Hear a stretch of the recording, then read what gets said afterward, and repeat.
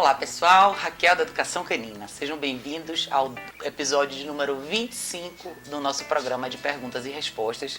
Para todos vocês que ainda não sabem como funciona, para enviar sua pergunta é só nos acompanhar nas redes sociais, no Facebook, no link que vocês vão ver aqui abaixo, e no Instagram também nesse link que vocês vão ver aqui embaixo. Todo domingo sai uma postagem no Facebook e no Instagram dizendo perguntas e respostas, deixa a sua aqui.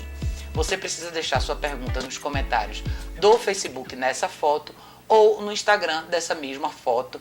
E aí você vai ter a oportunidade de ver a sua resposta nos vídeos que saem aqui no nosso canal do YouTube toda sexta-feira, tá? Então vamos lá para as perguntas dessa semana.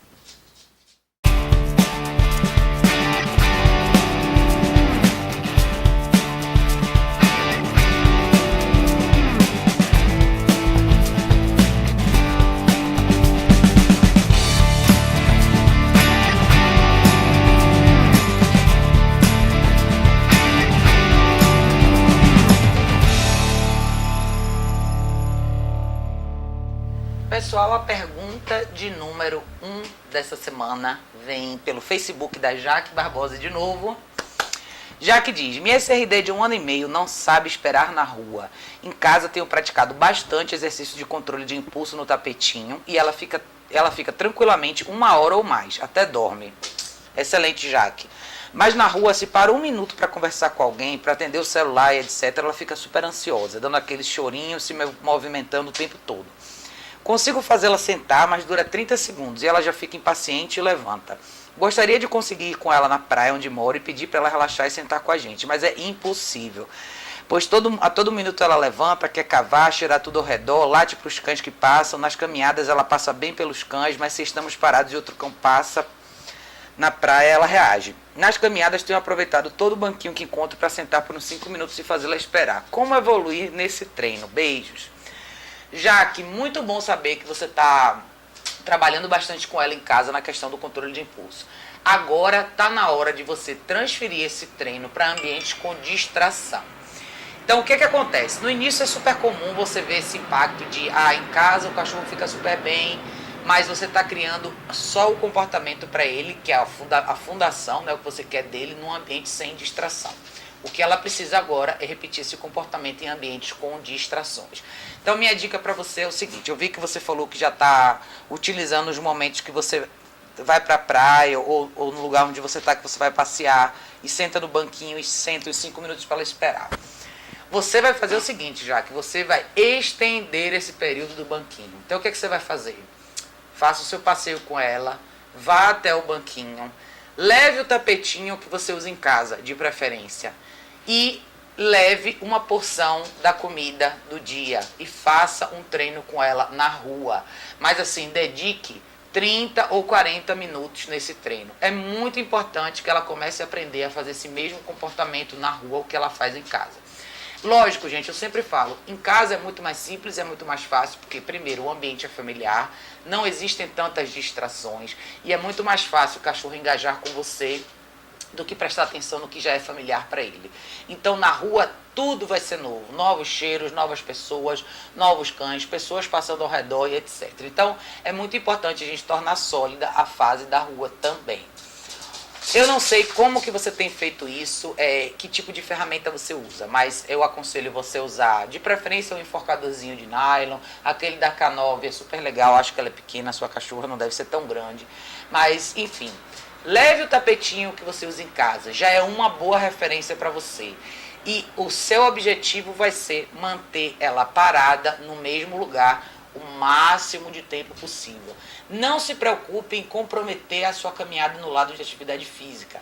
Nesse momento, o mais importante para ela é saber existir ao redor de todas essas distrações. Então, isso por si só já vai ser um bom exercício para ela.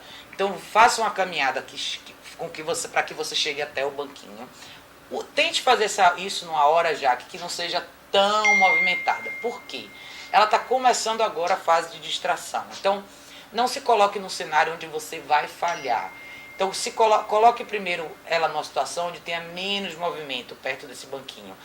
Busque o horário que é mais tranquilo e comece nesse horário. Conforme ela for evoluindo, vá transferindo isso para horários com mais gente, com mais pessoas, com mais distração, com mais barulhos. O que você pode fazer também, já que é quando você fizer o treino em casa, tente inserir distrações, mesmo que seja em casa. Entre no YouTube e bote lá barulhos de fogos de artifício, barulhos de cães latindo, barulhos de festa, barulhos de pessoas, para você inserir esse barulho num ambiente que é familiar para ela e você começar a corrigir, porque agora você vai começar a entrar numa fase onde ela já sabe o que ela tem que fazer e agora você vai ter que corrigir ela. Então, dentro de casa você já pode corrigir, na rua você ainda precisa motivar um pouco mais, porque ela ainda não praticou isso o suficiente, então ela não tem essa referência assim, 100%. Eu acho que talvez, eventualmente, seja legal você trabalhar com a coleira eletrônica. Eu acho que vai servir bastante no seu caso para cães mais agitados, que tem esse grau de excitação maior com todos os estímulos. A coleira eletrônica, ela ajuda, ela dá uma segurada nisso aí. É mais fácil para você se comunicar com o cão. E você tem uma ferramenta que te possibilita dar aquele: ei, pare o que você está fazendo, preste atenção em mim, tá? Mas comece por aí, tá? Já que eu acho que você vai começar a avançar bastante se você começar a trabalhar em detalhes na fase de distração. Exige bastante paciência da sua parte. A sua função é segurar a guia, limitar a movimentação dela e fazer com que ela fique no mesmo lugar. Pode usar uma porção de alimentação do dia nesse primeiro momento para que você motive ela na rua a trabalhar pela comida, na presença de distrações. Mas já me dando as suas atualizações, que eu tenho certeza que se você conseguiu fazer em casa, você também vai conseguir fazer na rua. A única dificuldade não, o desafio que você vai ter na rua é: não permita que as pessoas venham e mexam com ela. Nenhuma pessoa pode vir mexer com ela, nenhum outro cachorro pode vir se aproximar dela. Então, o seu papel é advogar por ela nessa fase de aprendizado, tá? É extremamente importante que ela aprenda a ficar tranquila e respeitar o espaço dos outros, mas que os outros também aprendam a respeitar o espaço dela. Isso vai ser crucial nessa fase de aprendizado, tá bom, Jaque? Espero que te ajude e eu tô adorando as suas novidades, as suas notícias. Vai mandando sempre atualização pra gente ir trabalhando junto, mesmo que de longe, tá bom? Beijo grande, Jaque. Obrigada.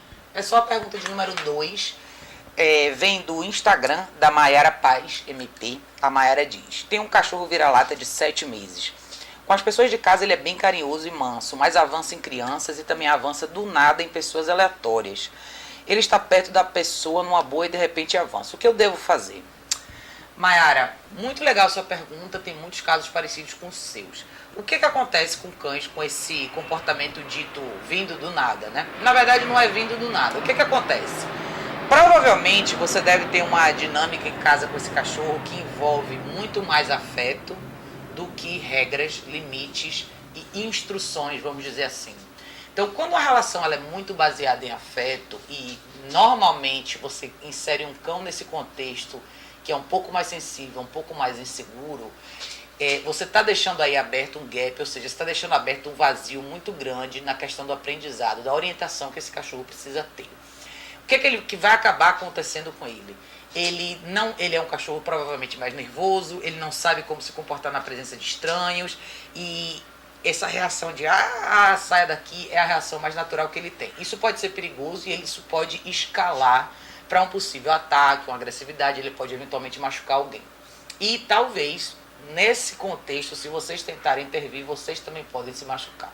Então, minha melhor dica para você, Maiara, é o seguinte: comece do zero, tá? Eu sempre dou essa dica para pessoas que têm problemas de reatividade ou eventual agressividade. Dentro de casa, faça uma avaliação e pense o seguinte: qual é a rotina do seu cão? O que ele faz ao longo do dia? E qual tipo de acesso ou liberdade, quanto de liberdade esse cachorro tem? Seria essencial você tentar dar uma estruturada na vida dele, no sentido dele entender um pouco mais como que uma nova rotina funcionaria e como que essa nova rotina funcionaria com a presença de um líder que não é ele. Lembra o seguinte: cães inseguros, cães nervosos, cães mais agitados precisam de um líder forte, alguém que diga para eles o que fazer e como fazer. Então você vai começar a ver essa reação reduzir um pouco mais quando você equilibrar a sua relação com ele. De início reduz a liberdade, reduz o afeto. Para compensar, você vai fazer o quê? Inserir regras, inserir um contexto de desafio psicológico para esse cachorro. O que eu faria? Em primeiro lugar, tire esse cão, o acesso desse cão ao seu quarto, se ele tiver, principalmente a sua cama, a qualquer parte íntima da casa de vocês, que seja de domínio de vocês. Então, o cachorro de preferência deve dormir numa área específica para ele. Eu particularmente indico a caixa de transporte para esses casos, eu acho que ela faz toda a diferença. Se ele tiver uma caixa de transporte para dormir, seria essencial, de preferência que a caixa de transporte fique num ambiente neutro da casa, não dentro do seu quarto. Pode ser na sala ou num quarto adicional, mas de preferência um pouco mais distante de você. O seu cachorro precisa ter uma série de outros desafios mentais ao longo do dia que vão fortalecer a relação de vocês dois e vão criar um pouco mais de desafio na vida dele. Então, assim, como eu sempre falo, use uma porção da alimentação do dia para fazer uma série de treinos. Treine coisas simples, que são os comandos de obediência básica, que vão te ajudar a estabelecer uma nova relação com ele. Então, use porções da alimentação do dia, treine o seu cachorro a sentar, treine o seu cachorro a deitar, treine o seu cachorro principalmente a esperar longe de você, tá? Esses ataques a estranhos, essa reatividade do seu cachorro, normalmente todos os cachorros têm com pessoas estranhas, e estímulos e outros animais, enfim, tudo que não é familiar. É muito típico de cães que são inseguros e se tornam extremamente territoriais com as pessoas da casa. Então é muito importante você começar a praticar um método que a gente sempre usa para cães com ansiedade de separação e é extremamente útil para cães com esse tipo de comportamento, que é distância. Comece a trabalhar distância com duração. Então, como que você vai fazer isso? Comece a fazer um treino do tapetinho, que eu sempre faço. Coloque esse tapete um pouco mais longe de você. Dentro de casa, o seu papel agora vai ser criar um espaço para você e criar um espaço para o seu cachorro. Então, se você estiver na sala, você senta no sofá para assistir televisão, o seu cachorro deita num tapetinho um pouco distante de você. Esse tem que ser o convívio de vocês por enquanto. Você tem que evitar ficar muito em cima dele, você tem que não permitir que ele invada o seu espaço íntimo, isso é muito importante. E muitas vezes as pessoas não notam esse tipo de comportamento desenrolar e ele acontecer. Você interpreta isso como carinho e você mencionou que ele é muito carinhoso com as pessoas da casa. Mas às vezes a sua interpretação de carinho pode ser já um indício de invasão de espaço íntimo. É aquele cachorro que sempre vem, sempre encosta em você, encosta a cabeça e quer que você faça carinho nele. Ele sobe no sofá e se coloca no seu lugar ou se coloca em cima de você. Esses são pequenos sinais que te mostram que o seu cão está tomando a frente. Então isso não é necessariamente carinho na leitura certa, tá? Isso é uma questão de hierarquia que é importante você perceber a diferença, tá? Seu cachorro tem que saber te respeitar. Ele jamais vai ter uma atitude como essa quando ele respeita o que você diz. Então a reação que ele está tendo frente a estranhos e distração nada mais é do que um reflexo do que ele já faz em casa e que vocês interpretam como carinho. Então, para você a resposta curta seria: reestruture a vida do seu cão, reduza o afeto físico, reduza as palavras, comece a falar menos com ele e comece a direcionar a sua comunicação no sentido mais de educação. Dedique mais o seu tempo para treinar o seu cachorro para fazer alguma coisa ao invés de só fazer o afeto físico. Essa semana eu postei um vídeo no YouTube super simples, quando eu estou fazendo uns treinos em casa com a Lúcia e com a Kika. A intenção desse vídeo não era nem só, em particular, falar sobre o treino em si, mas sobre como passar o seu tempo em casa com o seu cachorro. É muito mais produtivo você fazer isso que eu fiz no vídeo, que é fazer treinos simples, pedir para os seus cães sentarem, deitarem, esperarem para que eles ganhem alguma coisa, do que você simplesmente sentar no sofá e ficar com eles abraçados. Então, o comportamento ideal ele começa a ser construído em casa. É muito importante que essa relação fique clara em casa para ele. E hoje, pelo que eu vi, assim, o que você conseguiu descrever para mim é uma relação muito mais de afeto do que de educação e orientação. Então comece por aí, tá, Mayara? Eu acho que são várias etapas até você chegar onde você quer, mas de cara eu acho que você precisa reestruturar a sua relação com o seu cão. Por quê? O que você tem na rua é um momento de reatividade que você precisa corrigir. E para você corrigir, você precisa ter uma certa hierarquia no contexto social com o seu cão. Se na hierarquia você estiver igual ou abaixo do seu cão, não vai valer muita coisa a sua correção, ele simplesmente vai te ignorar. Mas se você praticar coisas que te colocam na hierarquia superior, na hora que você disser não, seu cachorro vai estar mais propenso a prestar atenção em você e vai levar você um pouco mais a sério. Então vai ser mais fácil você na etapa seguinte, quando você tiver que realmente corrigir, se você realmente já tiver estabelecido uma nova hierarquia de relacionamento com ele, tá? Mas se você tiver dúvida, a Mayara estiver aqui em São Paulo, precisar de ajuda presencial, entre em contato comigo, a gente pode marcar uma aula na prática para ver o seu caso, tá bom? Obrigada pela sua pergunta.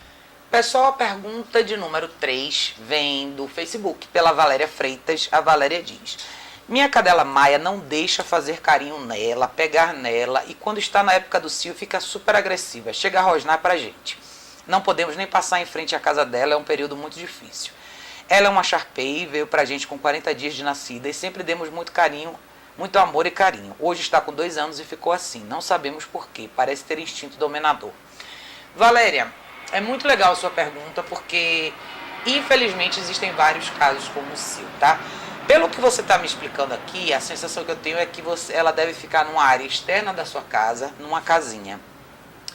Eu não sei se a reação que você está me descrevendo dela é só quando ela está no cio ou é uma reação que ela tem contínua, tá?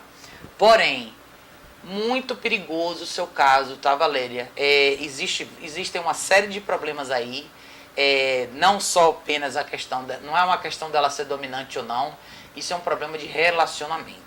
Vocês provavelmente perderam vários passos aí no início.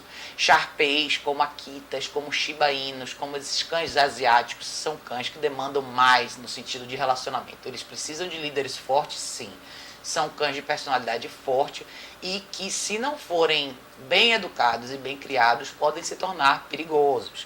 Então, o seu caso em particular, Valéria, eu acho que você precisa de ajuda presencial, sem dúvida. Eu não sei qual que é a dinâmica que você tem com a sua cachorra, se você tem uma rotina com ela, se você passeia com ela, qual que é o ritual da alimentação que você tem com ela, qual a dinâmica de convívio de família que ela tem com vocês. E você não me deu tantos dados assim. Mas você tem ela desde filhote, em algum momento vocês perderam a mão do relacionamento de vocês com ela. Pode ser que ela já tivesse alguns indícios de reatividade quando era filhote, ela pode ser uma cadela mais agressiva, mais insegura, um pouco mais nervosa, mas enfim. Em primeiro lugar, tá, Valéria? Minha primeira dica para você seria: agende uma consulta veterinária e avalie a questão da castração. Extremamente importante. Por quê? Hoje você tem uma cadela com reatividade, uma cadela que é difícil para você manusear. A última coisa que você quer que ela tenha é um ciclo hormonal, onde ela tenha que passar por vários cios, onde ninguém pode chegar perto dela. Isso é muito, muito, muito complicado. Então, eu veria de cara a possibilidade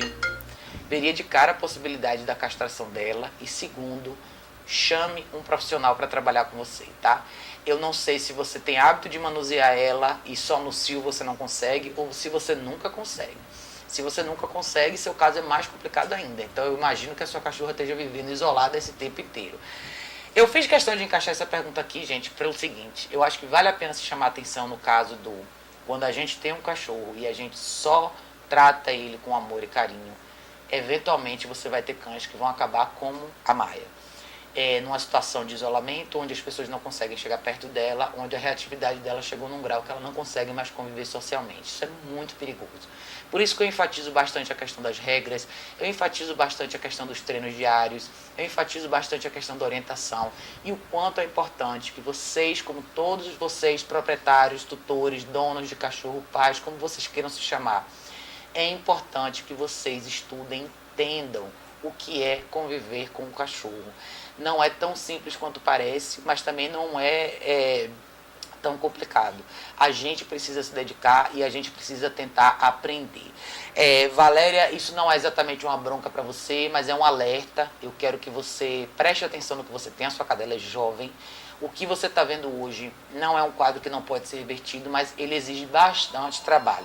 Você vai precisar fazer uma série de coisas aí para colocar a Maia de volta no formato que você realmente precisa ter com ela, de relacionamento, o seu relacionamento com ela voltar ao normal.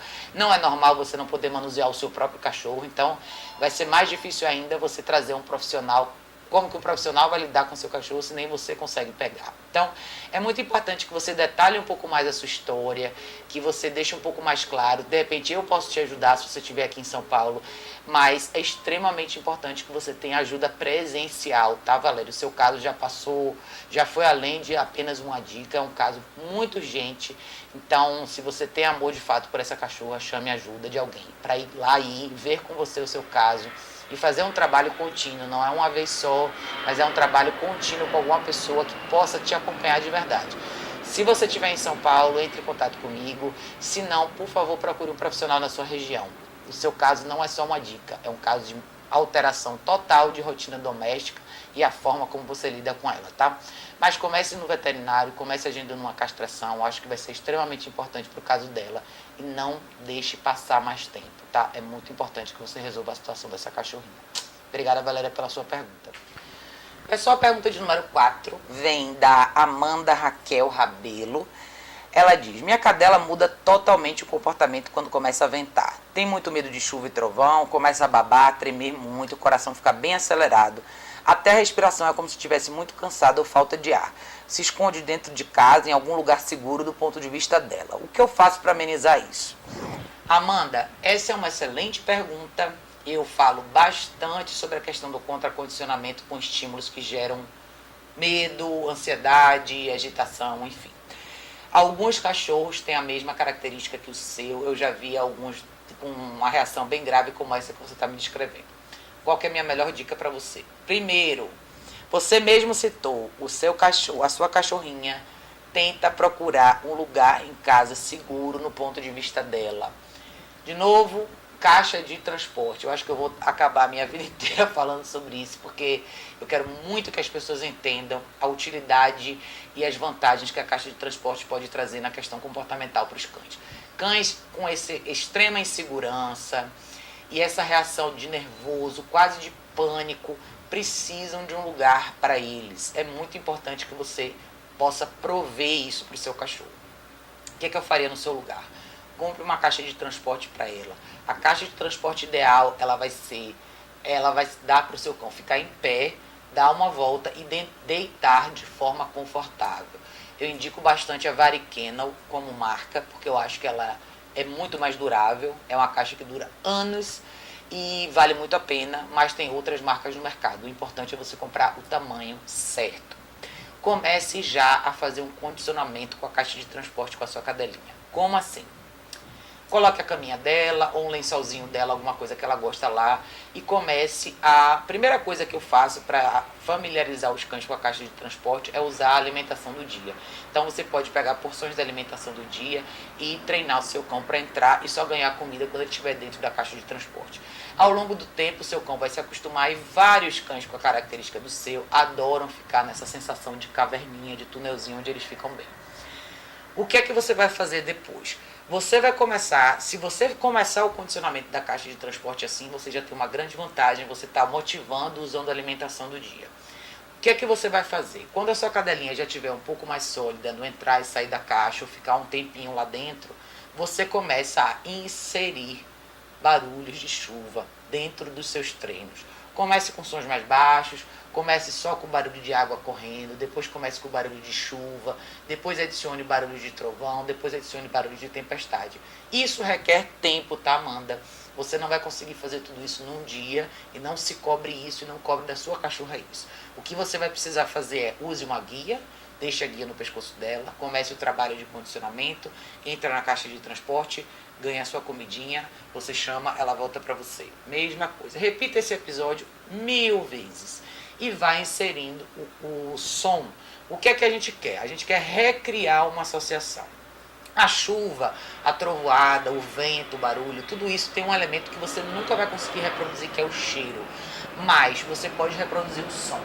Então comece a trabalhar desde já isso com ela. A caixa de transporte tem que ser um lugar seguro, mas não basta só ela estar dentro do lugar seguro se a mente dela continua num estado de pânico. É importante que você reverta esse lado também. Então, tem outras coisas que você poderia considerar. Por exemplo, a esteira ergométrica para cães que têm esse grau de pânico, ela é legal durante o episódio, ou seja, na chuva, o cachorro se movimentar, em vez dele fazer aquele movimento de retrair, a esteira força o cachorro a continuar andando para frente, isso é super legal.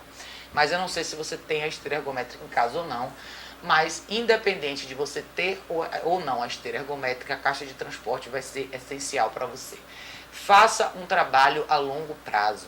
Se você dedicar todos os dias 10 ou 15 minutos a fazer esse treino com a caixa de transporte e comida primeiro, depois de um tempo, caixa de transporte, comida e sons, e você ir alternando os sons ao longo do tempo, você vai conseguir um melhor resultado. Não desista, não fique com dó quando ela retrair, ela vai retrair no início, o importante é você manter a guia nela só para você limitar os movimentos dela e continue trabalhando com motivação. Vai ser muito importante que ela repita isso várias vezes e aprenda a lidar de forma mais calma com o barulho da chuva, o vento e tudo mais. O que é que seria o cenário ideal? A sua cachorra não sentir mais nada. Mas se você não chegar até lá, o que você eventualmente pode chegar é quando ela sentir o cheiro da chuva ou sentir o vento, o que é que ela faz? Ela vai correndo e fica dentro da caixa de transporte dela. Lá dentro ela não vai se machucar, ela não vai correr nenhum risco, vai ser o lugar mais seguro para ela dentro desse intervalo. E você vai ver que os cães eles têm um hábito de, quando eles querem dormir, quando eles estão muito cansados, eles tendem a buscar um lugar mais quieto. Então é importante que a caixa de transporte exista na vida dela de forma rotineira, todos os dias. Se ela puder dormir na caixa de transporte, melhor ainda. Põe a caminha dela lá dentro. Aqui em casa eu ponho as caminhas dos meus cães dentro da caixa de transporte, eles adoram. Então é muito importante que você incorpore a caixa de transporte não só para esse condicionamento, mas para a sua vida, para a vida dela.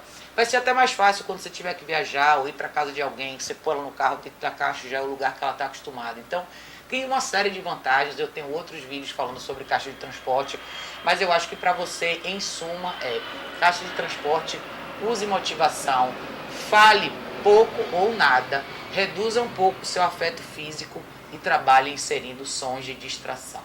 Faça isso durante 1, 2 meses, com certeza você vai ter um resultado melhor.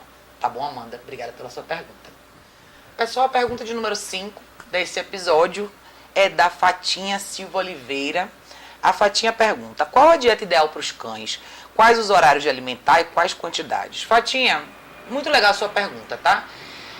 Eu sempre direciono as pessoas que têm perguntas sobre a saúde dos cães. Eu acho que é importante você sempre, em primeiro lugar, consultar o seu veterinário, tá? A minha resposta para você hoje vai ser a minha resposta pela minha experiência com os meus cães. Eu acho muito importante que a gente deixe o lado de saúde para os veterinários cuidarem e o lado comportamental para os profissionais de comportamento cuidarem. Então eu tenho muito respeito pelos veterinários. Eu acho muito importante que você sempre não deixe jamais de consultar o seu veterinário para questões de saúde. A minha experiência particular com os meus cães eu adoro alimentação natural. Eu fiz a transição com os meus cães há muitos anos atrás e eu acho o resultado fenomenal. Então, hoje no mercado, para quem está em São Paulo, existe uma série de opções. Existem muitas marcas que disponibilizam porções de alimentação natural prontas para cães 100% saudáveis, que você pode comprar congelada já. Muitas empresas entregam em casa e tem pessoas que podem fazer para você. Se o seu cão tiver qualquer condição de saúde específica, como problema renal, problema cardíaco, alergias, enfim, problemas endócrinos, consulte um veterinário. Não deixe de consultar.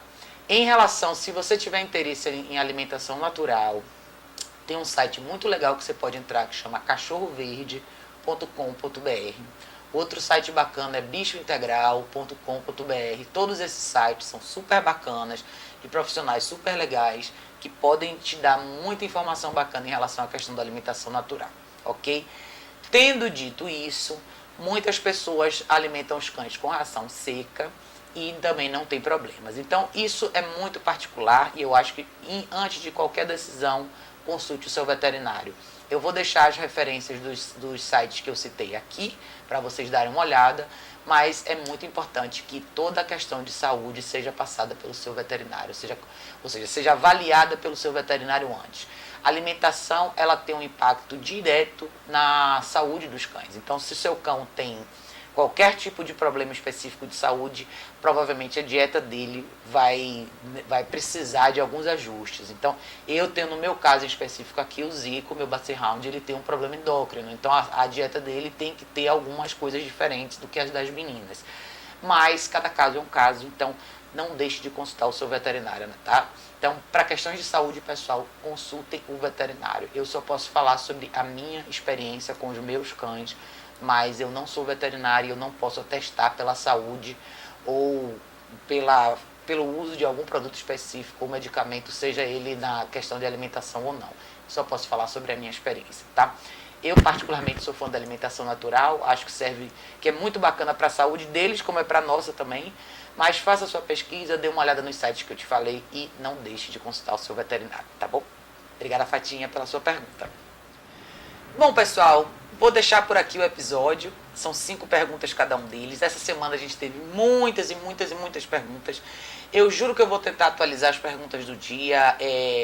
Eu tô com pouquíssimo tempo livre para fazer isso, mas eu vou fazer. Tem muita pergunta atrasada que eu quero deixar aí, completar para vocês. Eu sei que tem muita dúvida aí. Desculpa a todos vocês que eu ainda não consegui responder, é muita coisa, mas eu tô tentando puxar as perguntas antigas e todas as que vêm chegando por aí para não deixar nenhum de vocês na mão, tá? Pessoal, obrigada mais uma vez por acompanhar esse canal. Ele só poderia ser possível com a audiência de vocês e a participação de todos vocês. Então fica aqui mais uma vez o meu muito obrigada. Um beijo grande. Se qualquer um de vocês estiver em São Paulo, precisar de ajuda, entre em contato comigo, eu atendo vocês todos aqui. Quem estiver fora de São Paulo, precisar de ajuda, orientação, eu também atendo por Skype. Dá uma olhada no meu site, vocês vão ver sobre consulta por Skype, como é fácil de fazer também, tá? De qualquer forma, fico à disposição de vocês. Um beijo grande, muito obrigada e a gente se vê semana que vem.